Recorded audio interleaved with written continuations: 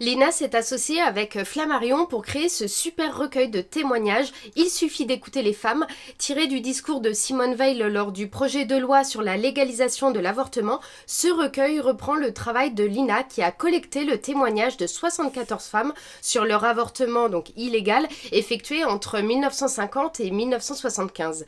Léa Weinstein, qui s'est chargée de la création de l'ouvrage, ajoute des éléments historiques, son ressenti lorsqu'elle a travaillé sur ce livre et a fait un travail de liaison entre les témoignages.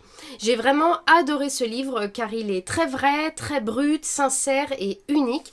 Les témoignages sont très variés, certaines parlent d'un avortement qui s'est plutôt bien passé, d'autres d'une vraie torture. Les femmes reviennent sur le stress de se faire prendre par les autorités ou de décéder sur ces nappes cirées installées sur la table de la cuisine. Certaines sont accompagnées d'un petit ami ou d'un collectif de soutien comme Choisir, d'autres sont seules au monde. Certaines sont bien accompagnées par un personnel médical compréhensif et d'autres vivent le martyre pour recevoir une bonne leçon. Quelques témoignages m'ont particulièrement marqué, celui d'une femme belge qui a été avortée de force en France alors qu'elle était enceinte de 6 mois. Et quand je dis de force, c'est pas juste qu'ils l'ont convaincue, puisqu'en fait des hommes l'ont maintenue les jambes ouvertes pendant qu'une femme lui enfonçait une aiguille à tricoter dans l'utérus jusqu'à transpercer le bébé dans le ventre de sa mère. Un autre témoignage aussi m'a bouleversée. Une femme avait demandé une solution à son gynécologue homme qui lui a indiqué que son propre frère faisait des avortements.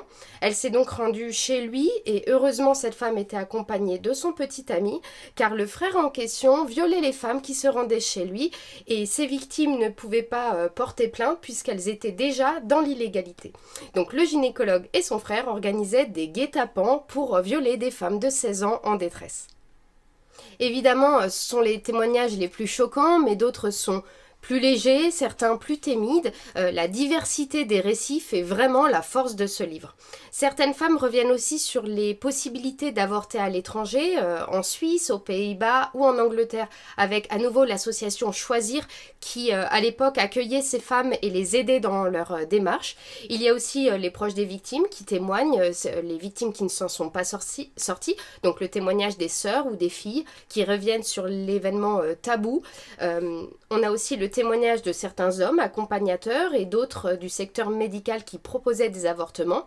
Au-delà des émotions transmises dans ce livre, j'ai appris beaucoup de choses sur l'avortement illégal, mais aussi sur la pilule et sur l'éducation à la sexualité inexistante durant cette période. On apprend beaucoup sur cette période et à quel point les femmes étaient coincées.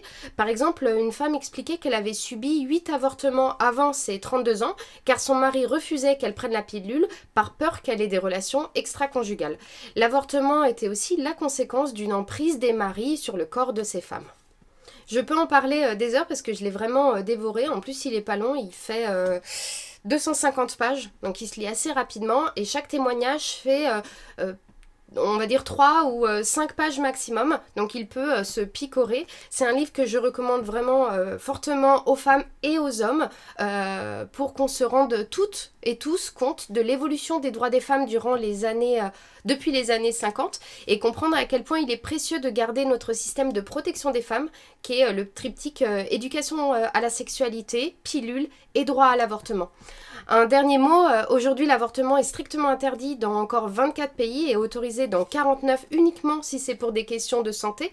25 millions d'avortements non sécurisés sont effectués chaque année dans le monde et 39 000 femmes meurent des suites d'un avortement illégal.